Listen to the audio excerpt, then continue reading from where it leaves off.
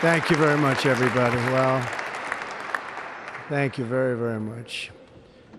Vice President Vance, Speaker Johnson, Senator Thune, Chief Justice Roberts, Justices of the United States Supreme Court, President Clinton, President Bush, President Obama, President Biden, Vice President Harris, and my fellow citizens. The golden age of America begins right now.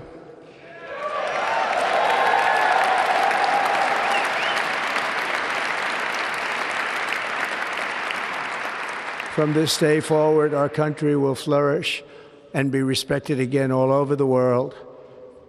We will be the envy of every nation, and we will not allow ourselves to be taken advantage of any longer. During every single day of the Trump administration, I will very simply put America first.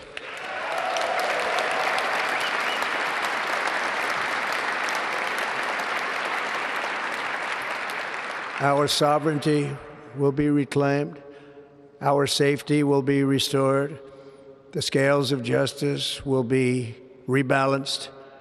The vicious, violent, and unfair weaponization of the Justice Department and our government will end.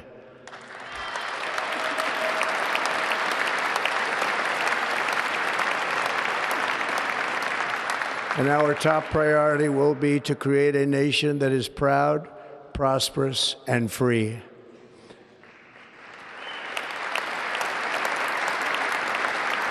America will soon be greater, stronger, and far more exceptional than ever before. I return to the presidency confident and optimistic that we are at the start of a thrilling new era of national success. A tide of change is sweeping the country. Sunlight is pouring over the entire world. And America has the chance to seize this opportunity like never before. But first, we must be honest about the challenges we face.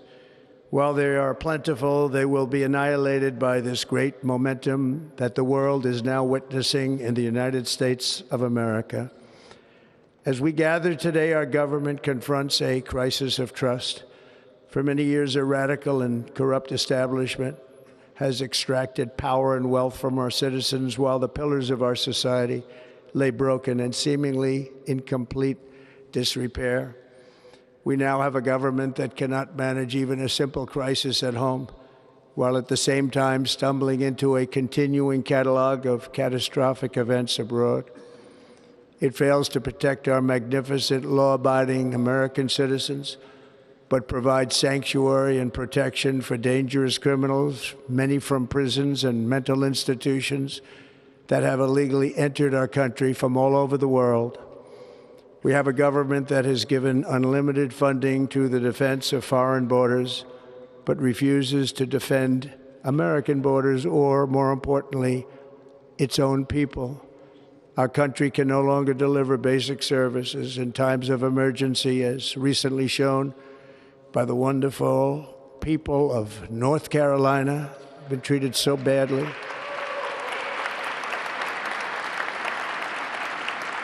And other states who are still suffering from a hurricane that took place many months ago. Or more recently, Los Angeles, where we're watching fires still tragically burn from weeks ago without even a token of defense. They're raging through the houses and communities, even affecting some of the wealthiest and most powerful individuals in our country, some of whom are sitting here right now. They don't have a home any longer. That's interesting. But we can't let this happen. Everyone is unable to do anything about it. That's going to change. We have a public health system that does not deliver in times of disaster, yet more money is spent on it than any country anywhere in the world. And we have an education system that teaches our children to be ashamed of themselves in many cases, to hate our country despite the love that we try so desperately to provide to them. All of this will change starting today, and it will change very quickly.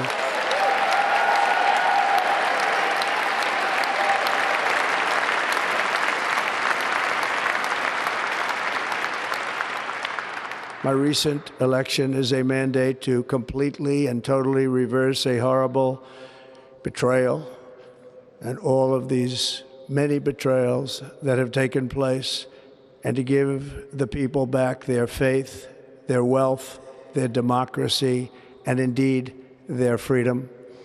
From this moment on, America's decline is over.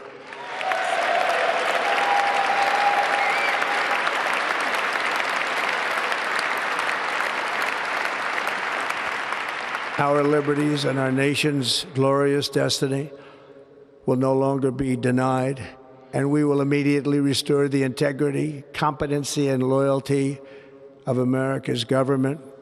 Over the past 8 years, I have been tested and challenged more than any president in our 250-year history, and I've learned a lot along the way. The journey to reclaim our republic has not been an easy one, that I can tell you. Those who wish to stop our cause have tried to take my freedom and indeed to take my life. Just a few months ago in a beautiful Pennsylvania field, an assassin's bullet ripped through my ear. But I felt then, and believe even more so now, that my life was saved for a reason. I was saved by God to make America great again.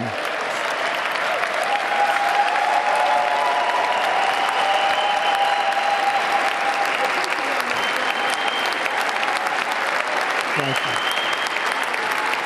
Thank you.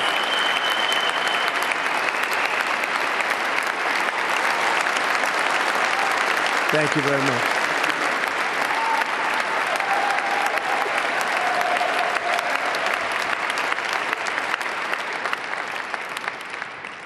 That is why each day under our administration of American patriots, we will be working to meet every crisis with dignity and power and strength.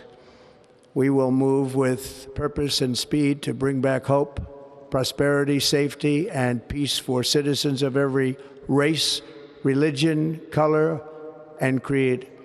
For American citizens, January 20th, 2025 is Liberation Day.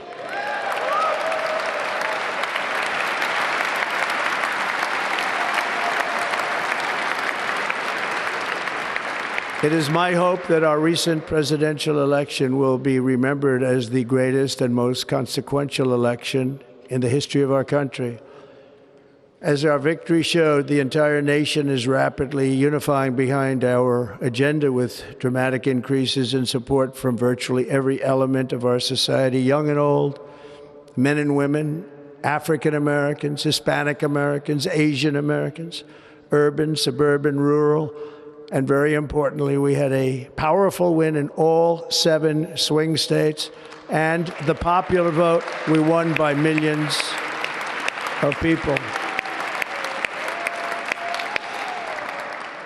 To the Black and Hispanic communities, I want to thank you for the tremendous outpouring of love and trust that you have shown me with your vote.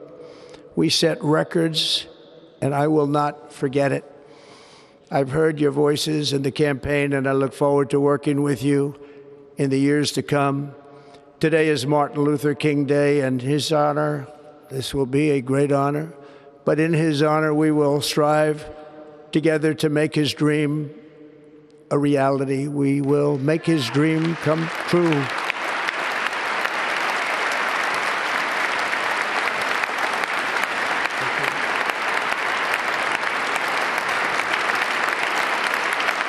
Thank you. Thank you. National unity is now returning to America, and confidence and pride is soaring like never before. In everything we do, my administration will be inspired by a strong pursuit of excellence